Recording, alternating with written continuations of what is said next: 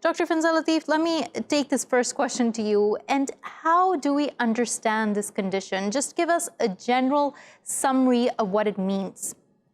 Yeah, and so in very simple terms, post-traumatic stress disorder is a psychiatric condition where the individual has experienced a significantly traumatic event that created a lot of fear for them. And then it leads to a whole set of different types of symptoms, and you may have a constellation of those symptoms, not all of them.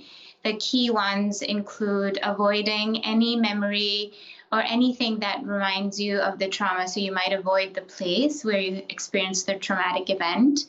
And then you have other issues related to your mood. You might experience low mood. You might become more irritable. You might have trouble sleeping. You might look at your life differently and have a more hopeless sense of the future because of what has happened. And again,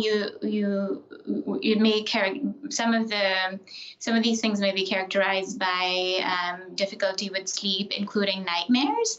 And then the other key term that we often hear about when we hear about post-traumatic stress disorder is flashbacks, which can take the form of re-experiencing the traumatic event, whether in the form of memories or actually physically experiencing the event again. Dr. Latif, as you tell us what PTSD is, you do mention significant trauma.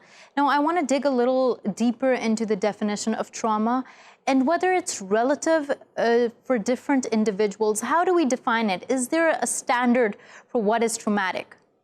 Yeah, so trauma as a term can imply both physical and psychological trauma. And as you said, I think you're hinting at a very important aspect of trauma. So it's not just the event that was traumatic, but it's how the individual's experience of the event was that defines the extent of the trauma.